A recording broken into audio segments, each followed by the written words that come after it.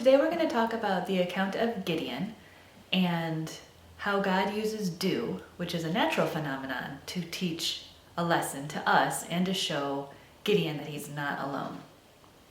Dew is formed when water vapor in the air condenses because of a change in temperature, and it forms water droplets on surfaces.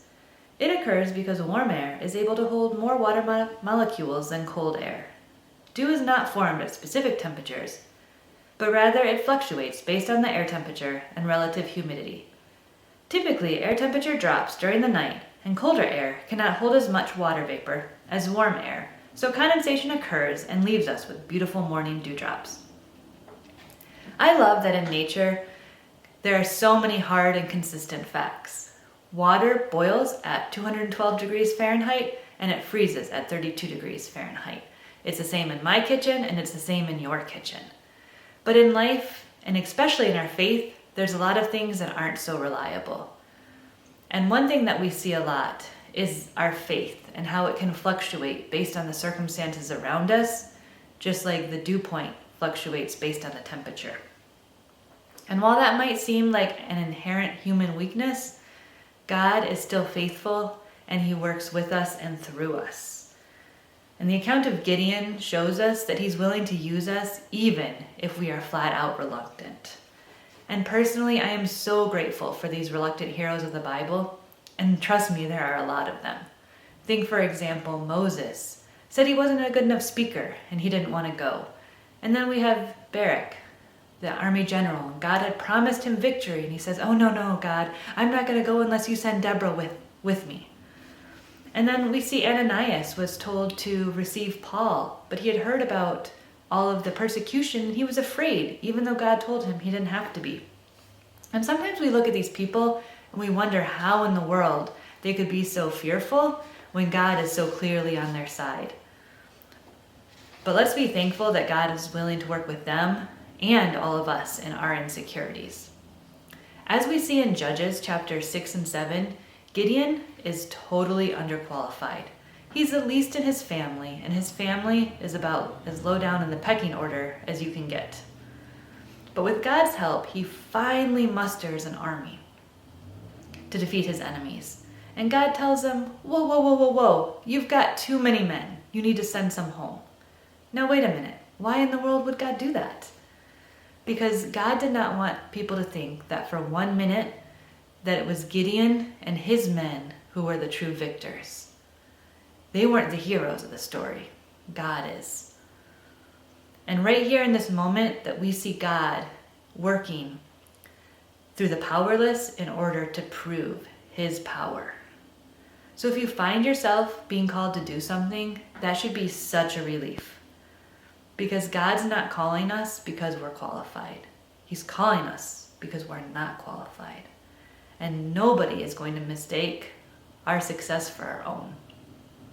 And this resonates on a really deeply personal level for me. Because here I am as an introvert sitting in front of a camera talking to strangers. Not something I would typically do. And then let's talk about my writing. I've now written a couple books, but I was never slated to be a writer. My first research paper looked like a red pen exploded over it. There were so many errors. And then in college, I had a near perfect GPA, and I signed up for a creative writing class because I thought that would be really fun. And it ruined my GPA. I didn't get an A in it. And I was talking to the professor, and he said, "I'm sorry, you just don't have what it takes." And then we could talk about my spelling. It's absolutely atrocious. Despite my mom's best effort, shout out to her because she was a spelling bee champ and she really tried her best with us, but it didn't stick. I'm so bad at spelling that in college I would always be asking my roommate, "Hey Betsy, how do you spell this? I don't know how to spell this." And time again she would tell me, "Here's how you spell it." But one day she got frustrated because I kept interrupting her. And she said, "Kristen, you know you have spell check on your computer."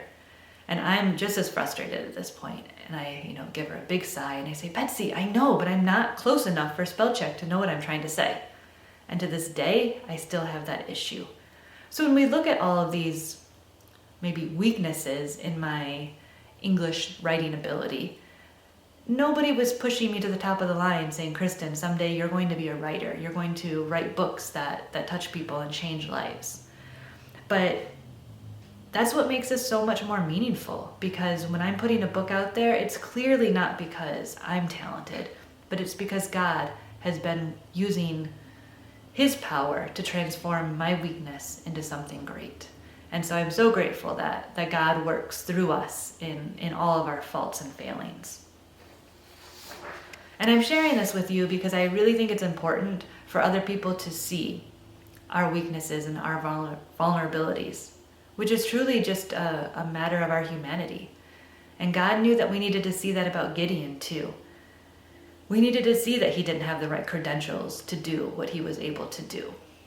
And that should build our faith and make it clear that God is using us not because of who we are, but because of who he is. He sent Gideon's army home that day because the victory belonged to the Lord, and it still belongs to him today.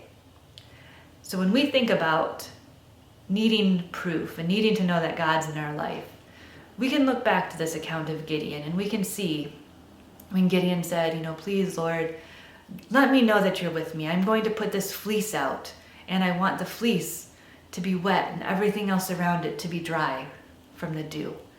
And God acquiesced and he said, okay, I'll do this. And the next day, Gideon said, I'm sorry, please don't be mad. Just one more time, let me see that this is you in my life. Gideon asks for the opposite. He says, let this fleece be dry and the ground around it covered in dew. And that's exactly what God did. And it's so cool to see that God uses dew in Gideon's account to give him strength and courage to go forward. And perhaps he's using something in our lives to give us that same courage.